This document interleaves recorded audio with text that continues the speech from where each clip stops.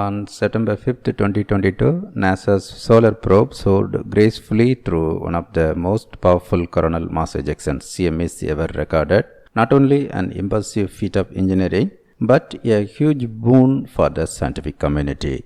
Parker's journey through the CME is helping to prove a 20-year-old theory about the interaction of CMEs with the interplanetary dust, with the implications for space weather predictions. The results were recently published in the Astrophysical Journal.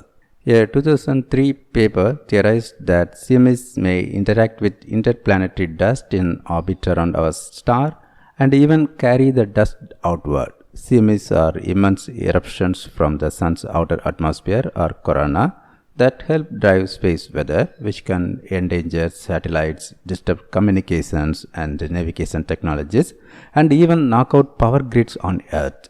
Learning more about how these events interact with interplanetary dust could help scientists better predict how quickly CMEs could travel from the Sun to Earth, forecasting when the planet could see their impact. Parker has now observed this phenomenon for the first time.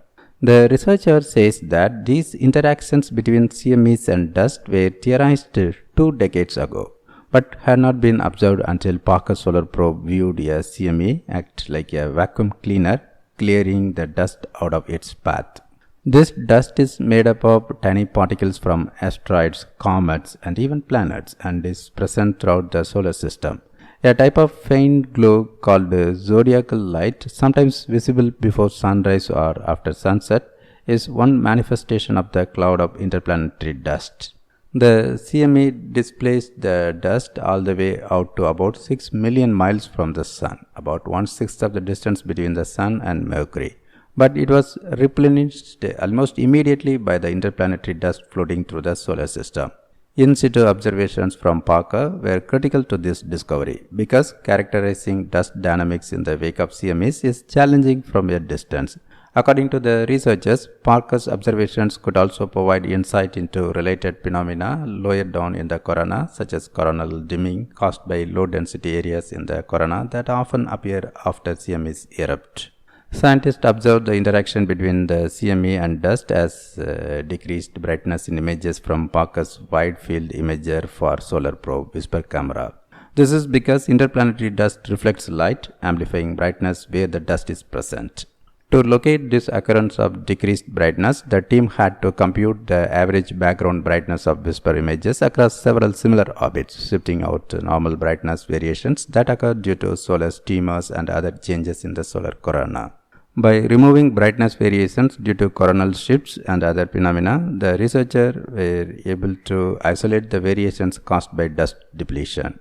Because scientists have only observed this effect in connection with the September 5th event, the team theorized that dust depletion may only occur with the most powerful CMEs.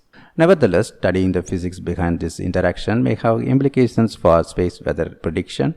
Scientists are just starting to understand that interplanetary dust affects the shape and speed of a CME, but more studies are needed to understand these interactions better.